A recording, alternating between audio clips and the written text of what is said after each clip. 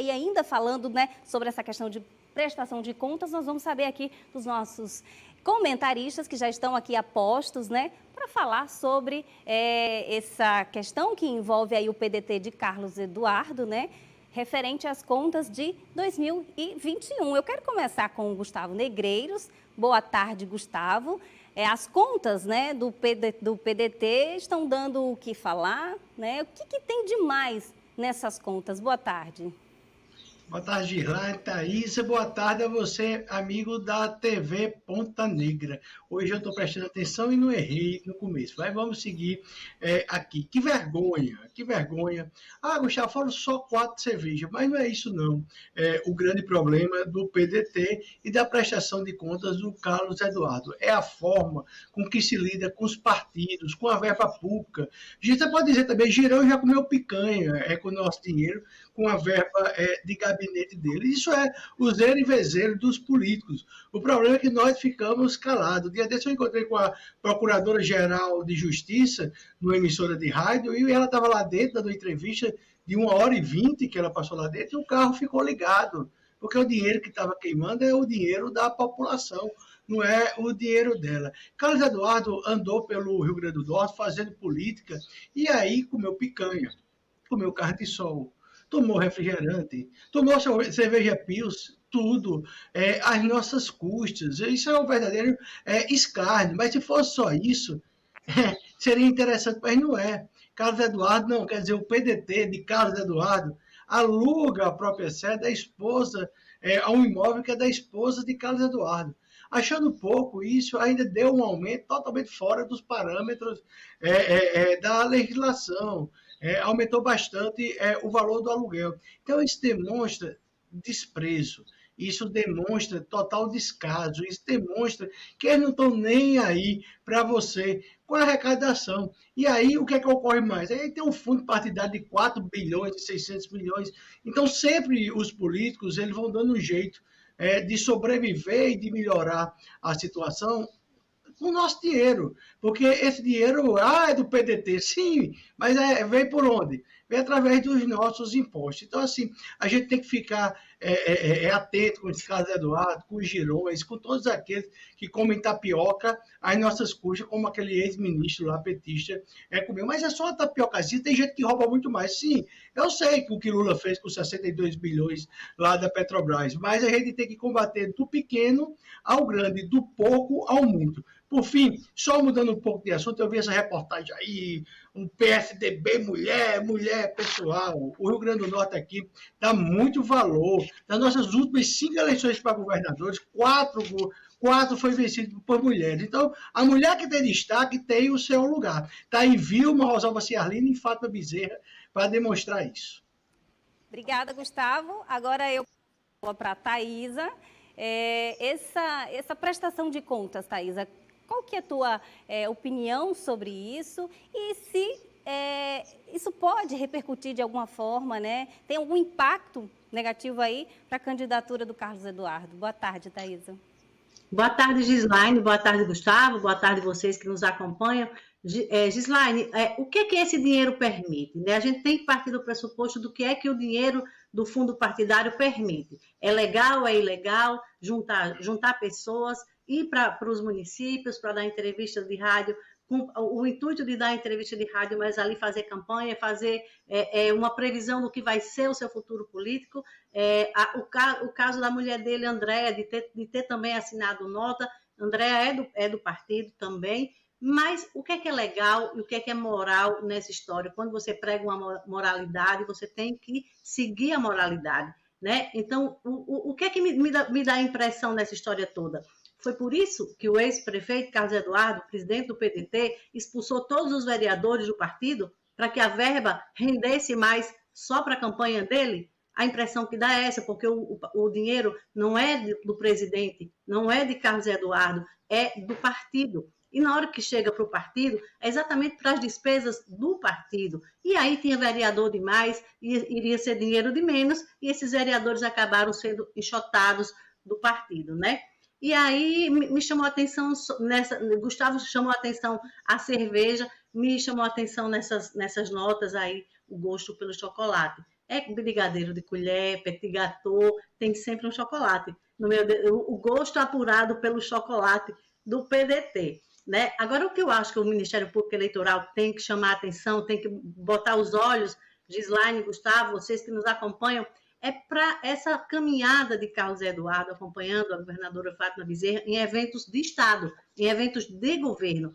O ex-prefeito Carlos Eduardo não tem cargo no governo, ele não é secretário de governo, ele não tem que estar acompanhando a governadora Fátima Bezerra em eventos de governo, aparecendo nas fotos ali, onde a governadora está entregando obras, onde a governadora está visitando obras. Isso a presença de Carlos Eduardo nesses eventos acaba tornando o evento que é de gestão num evento eleitoreiro, porque Carlos Eduardo não faz parte do governo. Mas o que se sabe é que ele continua muito bem no PDT.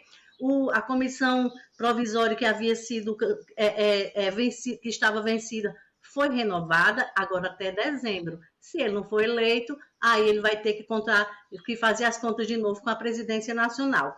O que dá impressão nisso tudo que Carlos Eduardo está fazendo é que ele está aprendendo bem direitinho com o presidente Jair Bolsonaro. O cartão corporativo de Jair Bolsonaro cabe cerveja, cabe chocolate, cabe PDT, mas aí tem 100 anos de segredo para ninguém saber com o que ele tem gastado mais. Thaís, antes da gente partir para o próximo assunto, o Gustavo fez uma observação aí sobre as candidaturas femininas aqui no Rio Grande do Norte. Você concorda com ele? A candidatura feminina aqui é forte? Gislaine, eu acho que as candidaturas têm que ser fortes, de mulheres têm que ser fortes, porque as mulheres, e eu culpo as mulheres, porque elas se submetem muitas vezes a ser aquele arranjo ali numa chapa onde os homens vão ganhar, elas se submetem muitas vezes a bater esteira, e aí eu acho que as próprias mulheres têm sua culpa. A gente teve histórias de grandes mulheres na política do Rio Grande do Norte, a gente tem história de pioneirismo das mulheres do Rio Grande do Norte, e as mulheres têm que seguir exatamente isso, essa história que a gente tem, entendeu? Agora, outra coisa que está me chamando a atenção, Gislaine, é o Solidariedade. Eu vou dar uma volta ali em Mossoró. O Solidariedade, faltam 14 dias para o Solidariedade fazer sua convenção. Até agora, o vice não foi anunciado. Alguns nomes já foram ditos, até um Alves apareceu ali como possível vice de Fábio Dantas no Solidariedade. Um convite foi feito a Esdras Alves, que é da União Brasil, não tem voto nenhum, mas seria uma forma de tentar trazer o ex-senador Zé Agripino Maia, que não é muito afeito à candidatura de Rogério Marinho, por isso que está aí um imbróglio se o União Brasil vai mesmo indicar um vice de Fábio Dantas, para não aproximar o ex-senador Zé Agripino de Rogério Marinho. E aí Esdras não pode ser candidato porque ele não se desincompatibilizou do cargo público que ele ocupa, mas aí seria um Alves na vida da oposição. Né? Agora, amanhã em Mossoró está agendado um evento em que se diz que o prefeito Alisson Bezerra vai finalmente anunciar e montar um palanque para apoiar a candidatura de Fábio Dantas. Eu conversei com o presidente da Câmara de Mossoró, Laurence Amorim, que é pré-candidato a deputado federal. Laurence disse que o evento de amanhã não tem nenhuma conotação de chapa majoritária, é o lançamento da chapa dele como pré-candidato a deputado federal e do soldado Jadson como candidato a deputado estadual, que são os candidatos do prefeito Alisson Bezerra. Perguntei sobre a presença de Rogério Marinho e de Fábio Dantas como as grandes estrelas do evento, e ele me disse apenas que eles serão apenas convidados. Ok, Thaís, agora a gente vai partir para o próximo assunto, porque as articulações políticas são intensas, né, em ano eleitoral, e algumas vezes provocam até afastamento, né? Gustavo, esse é o caso do ex-secretário pré-candidato Jaime Calado, né, e do prefeito de São Gonçalo, Heraldo Paiva, né? Houve uma ruptura aí? O que você tem a dizer sobre essa relação política entre os dois? Olha, oficialmente não. Oficialmente a assessoria de Jaime disse que está tudo maravilhoso. Não está. O que foi o grande problema foi o seguinte: Jaime foi confiar num petista. O primeiro erro é de Jaime. O segundo erro, Aí já disse assim, eu vou botar esse rapaz Geraldo, que não tinha prestígio nenhum, era um vereadorzinho lá de São Gonçalo como vice, porque aí o PT me fica devedor dessa vaga, que é a quarta maior cidade do Rio Grande do Norte, e em 2022 eu vou ser o vice de fato. Ora, mas ele botou, infelizmente, Paulinho pegou um câncer e veio a falecer com 58 anos de idade. Isso não estava no script, né? É uma tragédia. Mas aí a governadora Fátima já tinha chutado o Jaime Calado. Então, show, eu não quero você aqui não, na minha chapa. Eu vou chamar um Alves. Ela que é a Mama Alves, a mãe dos Alves. Tem Henrique, tem Carlos Eduardo, Garibaldi e Valtinho, todos debaixo dos cós dela. E aí o Heraldo agora assumiu. E ele está certo, pessoal. O cargo é de confiança. E você sabe quem é o adversário de Heraldo daqui a 2 anos na prefeitura de São Gonçalo do Amarante? Jaime Calado. Jaime Calado. Então, o que é que ocorre? Ele pegou e está limpando. O secretário de comunicação, que foi chorar, não sei o que, ligando para todo mundo, é sobrinho de Terezinha, a esposa viúva de Paulinho. Terezinha vai apoiar, com certeza, Jaime, daqui a 2 anos, como apoia hoje para deputado federal. Então, observe que o cargo de confiança não está aí. É de confiança. Agora, gratidão em política. E tratando de petista, esqueça isso. O Jaime Calado, que foi sempre tão profissional, foi amador quando fez essa história. E aí criou um adversário forte, foi chutado pela própria governadora sua aliada, porque é fato, ela tem um negócio na cabeça. Eu já dei a Zenaide um mandato de 8 anos de senador. E a governadora não está muito errada, não. Ela deu. Ou alguém imagina Zenaide com prestígio para se eleger senadora da República. Então é isso. Não adianta choro. Quem manda agora lá em São Gonçalo do Amarante é o Heraldo e Fernando Mineiro, né, que é o deputado dele. E Jaime Calado dançou. Ainda vai ter que dividir os votos com o cunhado, João Maia. Ou seja, a principal oligarquia do Rio Grande do Norte com o mandato está em crise. João está em situação difícil, o irmão de Jaime já perdeu aqui em Natal, Jaime não deverá ser eleito, Terezinha perdeu a estrutura da prefeitura. Oh, meu Deus, que coisa boa. Eu quero que os dois se explodam, briguem bem muito. O problema é simplesmente deles. Thaisa, e aí, você acha que esse afastamento realmente existe, não existe? Qual a sua opinião? Ô, Gilaine, eu conversei agora há pouco com Márcio César. Quem é Márcio César? É um jornalista que foi convidado para ser o secretário de comunicação do prefeito Heraldo Paiva.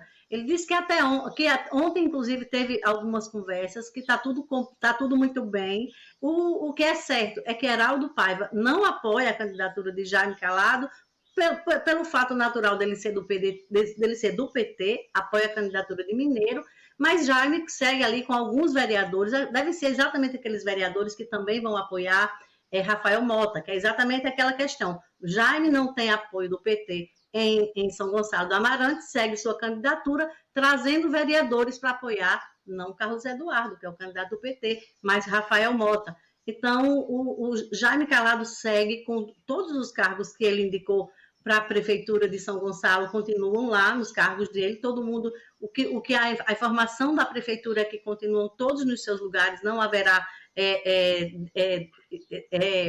afastamento dos cargos indicados por Jaime Calado, mas é um assunto muito assim, à primeira vista, quando você diz assim, ok, o prefeito apoia o candidato do PT, mas não apoia Jaime, mas está tudo bem, fica meio complicado a gente entender. Eu acho que só o tempo, quando ligarem as luzes e botarem as escadas para os palanques, é que a gente vai entender essa tranquilidade que se passa hoje em São Gonçalo do Amarante.